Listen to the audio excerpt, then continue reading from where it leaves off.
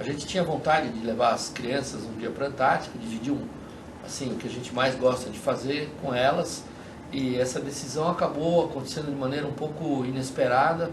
O Amir já tinha ido para a Antártica mais de 20 vezes, quando eu percebi que as crianças já estavam maiorzinhas, e falei: Amir, na próxima a gente pode ir junto? Aí ele topou, que eu me surpreendi, eu achei que ele nunca concordaria, mas ele concordou. E nós fomos. A viagem foi maravilhosa, o destino é incrível, e teve um momento especial.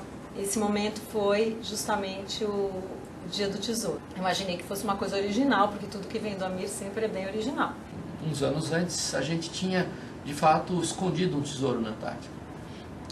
Nasceu por causa de um tripulante, amigo nosso, um caiçara lá da Ilhabela, que não queria ir embora da Antártica. Ele gostou tanto. E ele falou: o que eu preciso fazer para voltar para cá, para ser obrigado a voltar? Eu falei: é só enterrar sua carteira aqui, me dá aqui sua carteira. E assim a gente resolveu pegar os valores todos de todo mundo, 5 pessoas, colocar numa caixa hermética de plástico, aquelas caixinhas Pelican, e enterramos o tesouro. E eu voltei uma meia dúzia de vezes para a Antártica e por várias razões não retornei à Ilha do Tesouro. Aconteceu um fato curioso. Primeiro, a gente achou que ia ser importante para elas a experiência de aprendizado, e descobrimos que o grande aprendizado foi para nós, adultos. Para elas é óbvio, qualquer experiência é uma experiência de aprendizado, é ingenuidade nossa. E depois, como diz a Marina, elas têm o HD vazio, absorvem tudo numa velocidade extraordinária.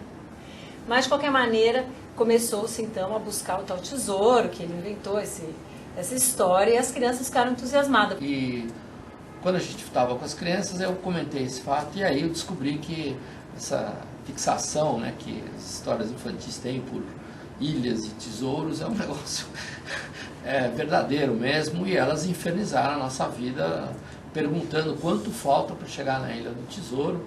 Pai, vamos procurar o tesouro? Vamos procurar o tesouro? Daí a gente não parava, a gente tinha meu pai. E aí ele falou: tá bom. Daí a gente foi procurar esse tesouro, porque a gente achava que tinha um monte de coisas legais, assim. E a gente ficou a viagem inteira esperando por essa hora que a gente ia encontrar. E a gente ficou insistindo pro meu pai, e meu pai ficava enrolando. E foi um zigue-zague de vários dias, até que de fato a gente chegou. Meu pai tava com um GPS velho, da época que ele tinha escondido o tesouro. Aí o GPS já tava ruim, não marcava o local certo. Porque eu achei que a hora que ele chegasse no lugar, ia ser fácil encontrar, era só mexer umas pedras que ele tinha arrumado. E houve um problema que eu não esperava. Nós enterramos esse tesouro em março, tinha muito pouca neve na ocasião. Quando a gente chegou com as crianças era janeiro, início de janeiro. Só que ele esqueceu que depois daquela vez tinha acontecido mais 2 invernos e que a neve não tinha derretido completamente. E tinha 4 metros de neve. Eu falei: Marina, não vou achar o tesouro. Começou talvez numa quinta, e quando foi no domingo, o tesouro ainda não tinha aparecido, mas o Amir continuava cavando. E a gente passou 3 dias cavando. Na verdade, o único que sobrou cavando era meu pai, porque ninguém aguentava mais. E assim começamos a cavar no dia 17 de janeiro de 2006. E no dia 19 eu estava morrendo, não aguentava mais cavar, eu queria... E aí ninguém mais aguentava, a gente ficava esperando e reclamando com o nosso pai para ele ir lá encontrar logo de uma vez. Ah, mas cadê o tesouro, papai? Cadê o tesouro? Meninas gritando em volta ao círculo, eu não aguentava mais a voz delas, gritando: o papai perdeu o tesouro, o papai perdeu. A gente conseguiu tirar toda a neve, que deu o tamanho de um fusca. Até que finalmente apareceu, através de uma placa de gelo, um permafrost, a tal da caixinha laranja. E aí a gente teve que buscar outras ferramentas para quebrar essa barreira de gelo que tinha. Ele foi no barco, pegou uma pá, coitado, só tinha uma pá no barco para usar. Ele tentou usar a mesma pá para cavar e para quebrar a placa de gelo, conseguiu quebrar. E finalmente achamos o tesouro. E quando a gente abriu o tesouro, eu jurava que ia ser uma explosão de alegria da parte dela, porque elas só falavam nisso.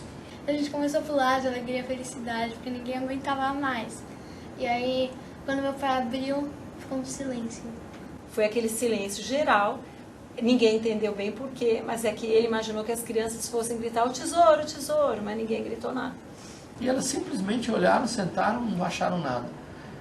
E todo mundo que estava em volta, inclusive eu, a gente ficou esperando assim, meio sem graça de falar pro meu pai que a gente não tinha gostado muito do tesouro. E isso foi um choque tão grande, foi uma decepção tão dolorida. Eu falei, mas o que a gente fez de errado? Que essas meninas não ligam para mais nada, a televisão está destruindo os valores das crianças. Vocês foram insistindo e eu cavei durante 3 dias e agora vocês ficam quietos desse jeito? Aí a gente fala, ah, pai, me desculpa, mas é que pra gente isso aí não é um tesouro. Pensei que era uma caixa de madeira brilhante e não uma caixa laranja de plástico. Aí eu imaginei que quando eu abrisse ia ter um monte de coisas valiosas, porque era um tesouro, na verdade. E daí, quando meu pai abriu o tesouro, lá eu vi e tinha uma bíblia, umas fotos que estavam molhadas por causa da neve que tinha derretido. Tinha um monte de coisa desse tipo. E quando a gente finalmente conseguiu pegar a caixa e abrir, a Marininha perguntou assim, mas papai, cadê as joias e os diamantes? E daí ele entendeu por quê. A gente não tinha gostado, porque pra gente, que a gente era menor, era outra coisa, um tesouro. E a gente entendeu que o tesouro verdadeiro pra gente é aquilo que tem um valor pessoal. Não é uma coisa que a gente encontra, mas é uma coisa que a gente cria. E aí o desafio delas fazerem o tesouro delas. Então isso foi engraçado para nós, foi uma experiência divertida. E a gente fez uma proposta para elas, que na próxima, na hora que a gente fosse embora, elas construíssem o próprio tesouro. No final da viagem, a gente fez nosso próprio tesouro com as coisas que a gente considerava importantes para nós. Elas fizeram o tesourinho delas, me pediram para que eu enterrasse esse tesouro. E esse tesouro ficou mais 4 anos, e esse ano a gente foi para lá. E esse é o lado que eu não sei se elas digeriram bem ainda ou não, mas acho que sim, porque a gente vive infelizmente num mundo assim. E durante os últimos 4 anos, elas falaram muito no tesouro delas, que foi desejado, feito, estava lá, com coordenadas marcadas dessa vez. E quando a gente chegou lá esse ano, em fevereiro, não encontramos o tesouro. Coitado, aí eu fiquei com pena, porque dessa vez o Amir é que fez aquela cara assim, muito passado, porque ele não encontrou o tesouro que ele mesmo deixou. A gente não achou aquele tesouro que meu pai tinha escondido e a gente ficou muito triste. Uau! Primeira reação que eu tive, meu Deus, falei, mudou o mundo. Será que alguém ouviu falar de brincadeira dessas histórias que a gente andou contando e foi fuçar no lugar? Mas é um arquipélago com 200 ilhas sem nome, como alguém poderia achar? A gente não sabe se o mar levou, se o gelo derreteu e levou, ou se alguém, antes da gente chegar, encontrou e levou, porque ele disse que estava muito bem guardado. E eu coloquei num lugar mais fácil, de propósito, para a gente achar, sem ter que ficar escavando durante 40 horas. E assim, eu fiquei triste com essa história. Falei, será possível que alguém roubou um tesouro? Não existe esse espírito. Na Antártica não tem chave no barco, nas bases. A gente deixa o dinheiro, os valores, as pessoas entram, usam, saem, desconhecidos. Ninguém mexe nas coisas de outrem. Nos últimos dias de viagem eu cheguei a uma conclusão interessante. Acho que alguém levou ou ele foi levado pelo gelo. Eu acho que não foi alguém que pegou o tesouro, foi algo, foi o mar. O Rick Atkinson, que é um amigo nosso que trabalha para o British Antarctic Survey, estava fazendo um restauro de uma antiga base britânica e contou que eventualmente acontecem, às vezes de modo retardado, efeitos de tsunami. A verdade é que o tesourinho delas que elas fizeram era numa caixa igual, plástica, e tinha ar dentro e provavelmente boiava.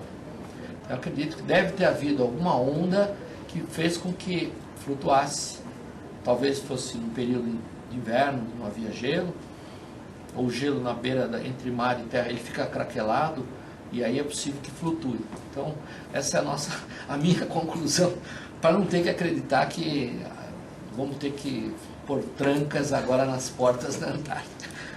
Antes de nós voltarmos para o Brasil, nesse ano, o desafio foi elas fazerem um novo tesouro. Só que agora com know-how de tesouro. Bom, a gente já tem a caixa para fazer e a gente já sabe o que colocar lá. A gente pediu para cada um colocar alguma coisa dentro, para lembrar depois. E daí meu pai não quis pôr nada, só para dizer que o tesouro não era dele, era da gente. Daí a gente pegou uma garrafinha e pôs um monte de lembrança que a gente levou de lá e pôs numa caixa. E no dia seguinte meu pai foi lá e ajudou a escavar. E a gente escondeu entre eu acho que umas pedras. Daí a gente sabe a forma da pedra, ela tem uma basezinha. Daí a gente contou os passos daquela casinha e daí a gente já marcou o lugar onde está o tesouro. Elas fizeram tesouro e colocaram em inglês um texto. Parabéns, você encontrou um tesouro. Por favor, informe que você encontrou, o dia, seu nome no seguinte endereço. Rua tal, número tal, e-mail tal. Então, nessa última viagem, a gente conseguiu enterrar outro tesouro para ver se dessa vez a gente consegue achar. Vamos ver por quanto tempo esse tesouro vai ficar lá. Se elas vão voltar a encontrar ou se a gente vai receber um e-mail dizendo que alguém encontrou o endereço secreto.